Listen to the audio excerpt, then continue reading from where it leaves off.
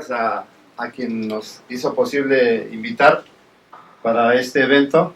Yo quiero insistir mucho en el título que lleva este apellido tan rimbombante, ¿no? La sustentabilidad, la sostenibilidad, o no sé cómo podamos no entrar en discusión si es SOS o es SUS. Pero creo que es muy importante, y en ese sentido, dentro de nuestro quehacer, consideramos importante por qué es necesario desarrollarlo en ese sentido y qué dicen los teóricos. Necesitamos alimentarnos de un marco teórico. Y el marco teórico alternativo, nosotros lo encontramos en la agroecología, pero necesariamente tenemos que decir por qué es que se necesita esa sustentabilidad. O sea, a qué se debe. Y el planteamiento teórico es que hay una crisis ambiental, hay una crisis social y una crisis cultural. Pero esa crisis tiene un enclave muy fuerte en la ciencia. La ciencia convencional ha sujetado grandemente el modelo convencional y de repente empezamos a tener concepciones bastante importantes que se tienen que desenmascarar porque son falacias. O sea, no es verdad que nosotros necesitemos incrementar la producción de alimentos, no es verdad que necesitamos darle a más bocas que alimentar para el 2030 o el 2050 si ni siquiera alimentamos las bocas del tiempo actual. Entonces, el modelo convencional tiene muchas máximas que nos las creemos y entonces con eso funciona la ciencia. Entonces, esta integración y desarrollo de la tecnología para la producción sustentable tiene varios elementos teóricos importantes para su desarrollo. La siguiente.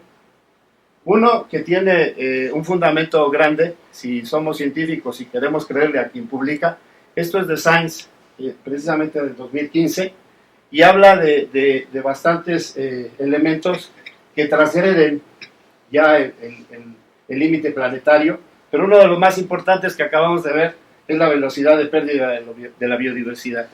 ¿Y debido a qué? Al modelo convencional principalmente. Ese modelo convencional que da el traste con el elemento fundamental que caracteriza la sustentabilidad. Los ciclos biogeoquímicos del fósforo, del nitrógeno, pues grandemente afectados por la aplicación desmedida de agroquímicos, de herbicidas, fertilizantes químicos. ¿Qué impacto tienen para cambio climático y para acidificación del océano? Porque todo llega al mar. Entonces, tenemos cambios de uso de suelo, uso global del agua dulce, en donde la industria y también la modernización pues está dando al traste con este modelo. Entonces, tenemos un fundamento teórico, no solamente por un pensamiento bueno de querer desarrollar la sustentabilidad, sino que hay un elemento teórico, la siguiente. Entonces, nosotros tenemos el marco teórico de la agroecología. La sustentabilidad es un blanco en movimiento, y la única manera en poderle dar en el centro es el olvido que se ha dado a la soberanía y la seguridad alimentaria. Entonces, mientras no atendamos ese gran problema, seguridad y soberanía alimentaria, no estaremos trabajando en la sustentabilidad. La diversidad biocultural, aquí hemos hablado y me da mucho gusto que se haga este tipo de eventos precisamente para enaltecer, resaltar nuestra cultura y nuestro conocimiento. La diversidad biocultural, en un marco de conservación de suelo, agua, como de los principales elementos importantes para la producción, y la gestión de procesos biológicos. ¿Cómo debemos de ser nosotros como técnicos? ¿Cómo vamos a gestionar los procesos biológicos? Los procesos biológicos no se dan por magia, tiene que haber una gestión. La otra cuestión es que existen procesos sociales dentro del agroecosistema, que es un elemento importante como concepto. El concepto de agroecosistema es la unidad funcional, la unidad de estudio de la agroecología. es precisamente ese cambio. La forma de manejo de los agroecosistemas es lo que da la diferencia. El modelo convencional no ha hecho un buen manejo del agroecosistema, ha desdeñado muchos procesos biológicos importantes, y entonces la promoción de la participación de los procesos gestivos y autogestivos, buscar, por ejemplo, todo lo que se ha mostrado aquí de la comunidad ñañú, de sus procesos autogestivos y su conocimiento. La siguiente.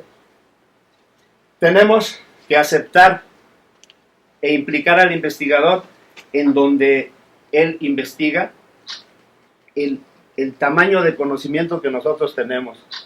Ser sencillos, ser humildes y respetuosos con el conocimiento que se ha venido generando en esas comunidades. Existen saberes dados por la praxis. ¿Qué praxis tenemos nosotros? El libro, la lectura, el análisis. ¿Qué praxis tiene el productor? Eso, estar en el suelo y con la extensión de sus herramientas, pero sobre todo la observación. Nosotros estamos observando una cosa, ellos están observando otra. ¿Cuál es la propuesta? La siguiente. Ahí existen saberes de igual a igual. La siguiente. Necesitamos un diálogo de saberes. Ese diálogo de saberes tiene que ser con actitud. ¿Por qué? Porque nosotros tradicionalmente nos han enseñado que la innovación solamente viene de la universidad. La innovación solamente viene de la ciencia, ¿no? 10,000 años de agricultura tienen mucho conocimiento y debemos de ser respetuosos con ello. Entonces, esa innovación, por la tradición, históricamente han desarrollado procesos de experimentación e innovación tecnológica local. Hoy en día nosotros tenemos 63 razas de maíz que están ligadas a una cantidad similar de culturas en México. Esa variabilidad, hace rato se preguntaba cuál es la importancia de que se reproduzca por asexual o sexual. La variabilidad. La variabilidad que le da la posibilidad de tener respuesta a los agentes climatológicos. ¿Cuáles son los agentes climatológicos? O falta el agua o hay heladas. A eso han venido respondiendo. Las plantas mejoradas que se realizan en CIMID o en los centros experimentales son plantas más bien dañadas. Las plantas mejoradas son las semillas mejoradas que se cultivan en cada uno de los lugares y centros de resguardo in situ. En esas condiciones es donde el productor ñañú del Alto Mezquital ha venido produciendo. La siguiente. Ellos de manera tradicional lo han venido haciendo. La superficie abarcada 40 hectáreas, ya ha sumado a más de 150 y continúa en crecimiento. La siguiente. ¿Cuál es la estrategia que han seguido ellos? Ellos han seguido una estrategia de liderazgo, de promover la reproducción de la plántula del olivo para poder arraigar a la gente y que no migre de su comunidad. Han diseñado una estrategia que les ha permitido dar trabajo local. La siguiente. Y bueno, tener la participación de hombres y mujeres, desarrollar o copiar alguna tecnología que les permita el enraizado. La siguiente. Pero con ciertas limitaciones. La siguiente. Estrategias como las que presentó Cristóbal, en donde es posible, con la bondad del agave, ¿verdad? La organización de ahí se llama Shidohai, que en ñañú quiere decir tepetate. Entonces, no hay suelo, hay que formar el suelo. La siguiente. Entonces, ¿cuál es la innovación? La innovación son todas estas prácticas. Ellos adoptaron y adaptaron el olivo. No estuvo el colegio de posgraduados, no estuvo el INIFAP, no estuvo la Universidad de Chapingo, no estuvo ninguna universidad. Ellos innovaron la mezcla de sustratos para el enraizado, los muros de piedra viva para la contención y la conservación de suelo.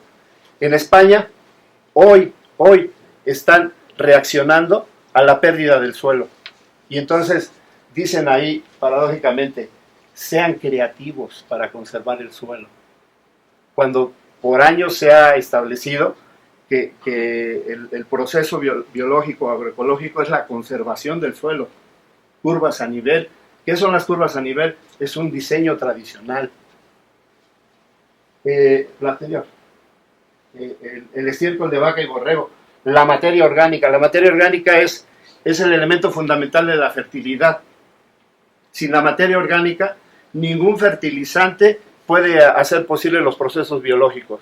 Los fertilizantes son sales.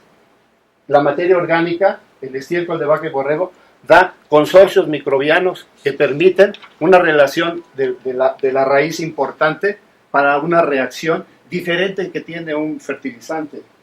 La recolección manual, que le da una característica y un ingrediente que deberíamos de vender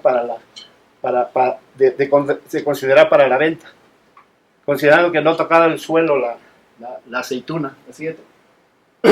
Don Acacio, que en el primer año o en el segundo año dejó que creciera como espaldera el frijol, se da cuenta de que le afecta a la planta, la siguiente, y entonces hace un diseño bastante importante colocando el quiotes para que no dañe al olivo, la siguiente, y entonces tiene este diseño tan importante, tan novedoso. Es una innovación grandísima que permite en un mismo espacio una relación de fijación biológica del nitrógeno, de aporte de nitrógeno para la planta, y un diseño bastante importante que da la seguridad alimentaria. La siguiente. Terrazas con magueyes y piedra acomodada. El señor Viviano decía, yo tengo que utilizar menos agua. ¿Por qué? Porque el maguey hace su función, como lo explicaba la señorita, hace su función de tener profundos sus raíces y conservar esa humedad. Plantas que son formadoras de suelo. Si tenemos, geológicamente necesitamos necesariamente la materia orgánica para generar los niveles de suelo. La siguiente. Esa diversificación que obviamente responde a una tradición, se adopta y se adapta en la diversificación, no en el monocultivo. La siguiente. Dirían en el ambiente académico, sistemas agroforestales, ¿no? Porque está metiendo el maíz y en medio el olivo. La siguiente. Bueno, las variedades son varias.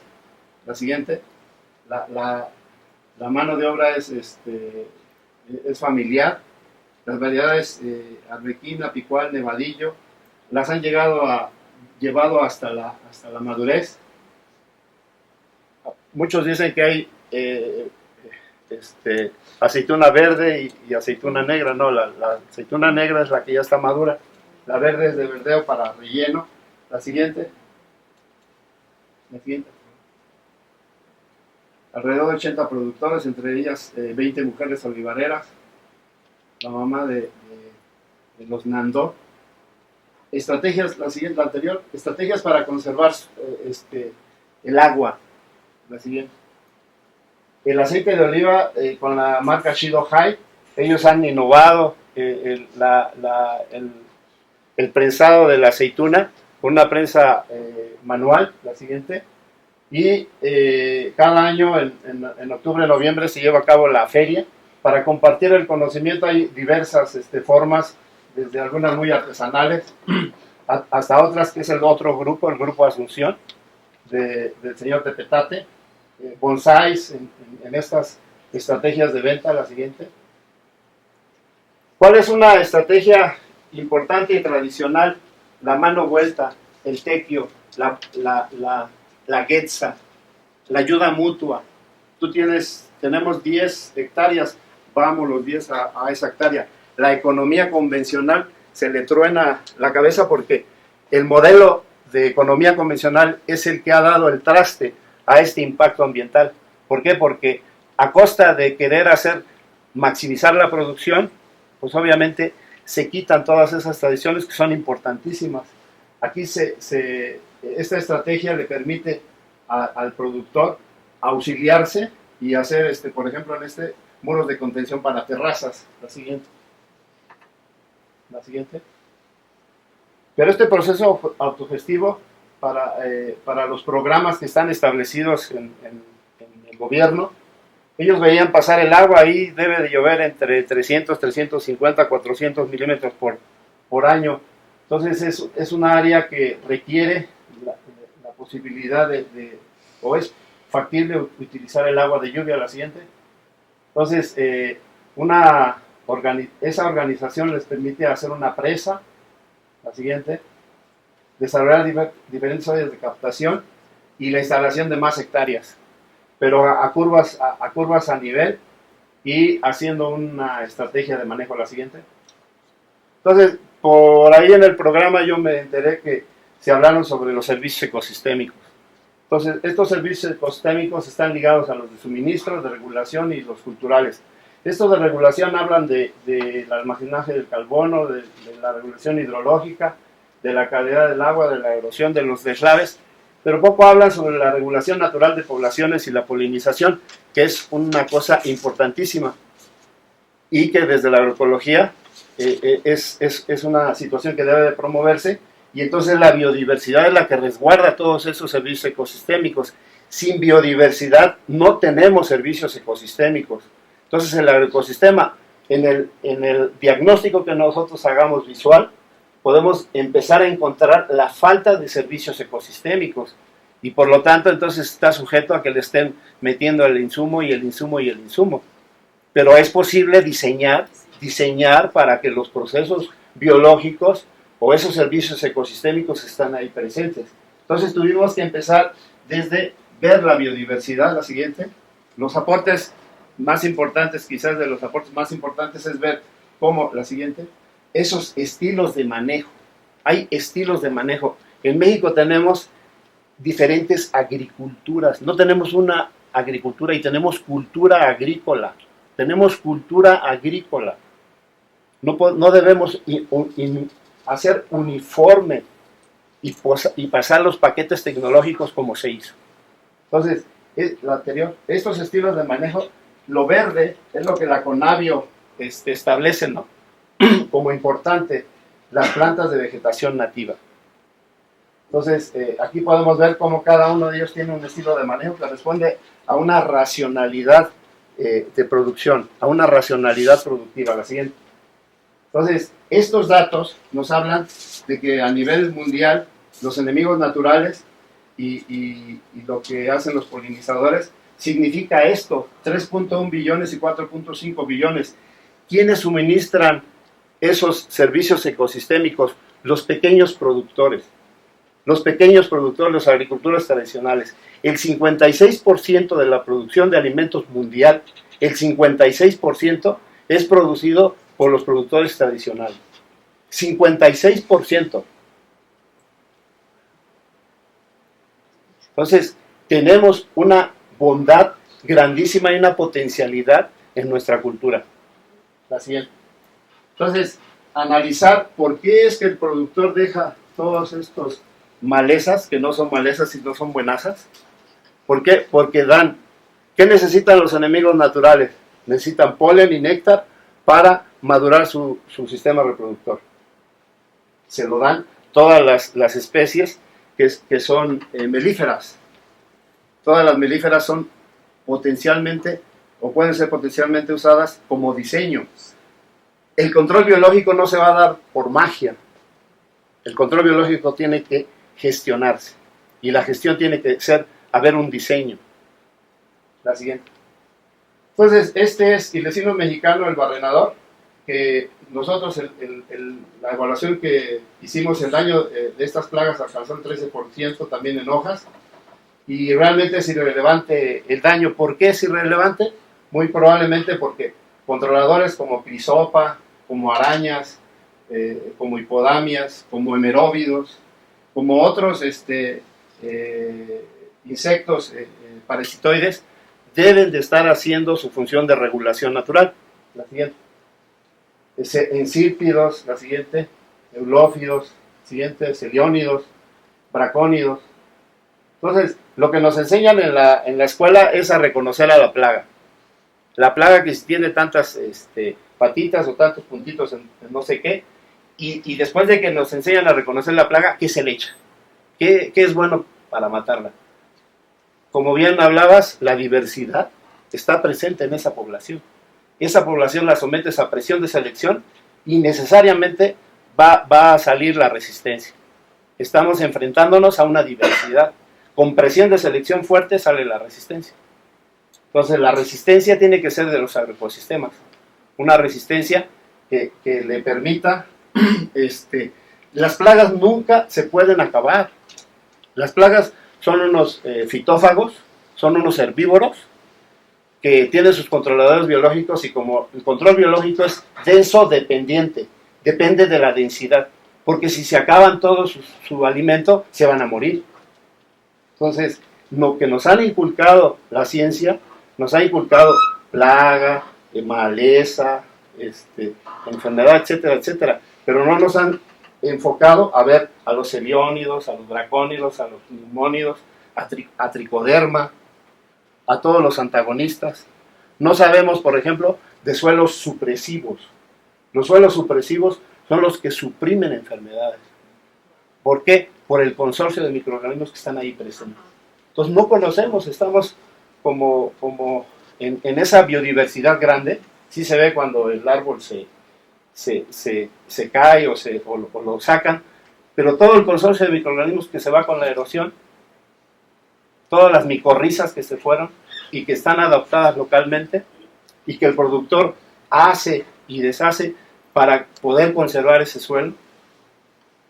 Entonces nosotros tenemos el proyecto de elaborar estrategias agroecológicas para fortalecer los olivares establecidos y para las áreas de nuevas plantaciones.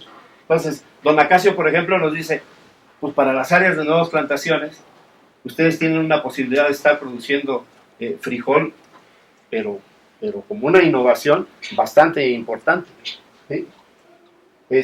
Por ejemplo, para ingresar al manejo, bajo el plan de manejo de agricultura orgánica, pero basado en manejo tradicional e innovaciones, nosotros tendríamos 3 años para poder estar haciendo innovaciones, porque ellos pueden producir hasta el 5.º año y pasarían 3 años logrando establecer una posibilidad de que les permita tener un sello de producción orgánica. ¿Dónde tenemos una potencialidad? Pues en estos enfoques de biodiversidad funcional, tanto para el control biológico como para la diversidad vegetal, por los aspectos fitosanitarios, no tan solo aquí, sino también en el enraizado, en el embolsado, de manera que tengamos certificada la planta libre de agentes que podamos estar trasladando, ¿no? Nosotros necesitamos desarrollar una metodología en donde en el vivero y en un módulo de compostaje y lombricompostaje podamos estar dando opciones de manejo, incluso en la preparación de aceituna, ver la calidad e inocuidad del proceso y ver los puntos críticos de control. La siguiente. Pues tenemos un gran desafío. Esta es una fotografía que saqué hace como 25 o 30 años, antes de que se fuera el glaciar, ¿verdad? Son impactos que nosotros nos estamos haciendo insensibles a lo bonito, pero a lo feo también. Nos da lo mismo ver un tiradero a cielo abierto y como decir que yo no fui. Cada uno de nosotros produce su kilo o sus 2 kilos de basura diario. ¿Qué hacemos con la materia orgánica? Deberíamos ser composteadores natos. Y eso es una cuestión de hacer para problemas globales acciones locales, acciones personales. La siguiente. Un futuro con compromiso. Esta es la hija de uno de los olivareros, porque yo les llamo así a los olivareros del grupo Ñañú del Olivo. Son los verdaderos olivareros de México. No existen olivareros más destacados que ellos porque han hecho producir en esas condiciones tan restrictivas. La agricultura tradicional, los saberes tradicionales pasan por encima de la restricción. ¿Cuál es un ejemplo grandísimo que aún lo tenemos presente? Las chinampas. Restricción de suelo, conformación de suelo y dar a la ciencia un elemento importante de diseño.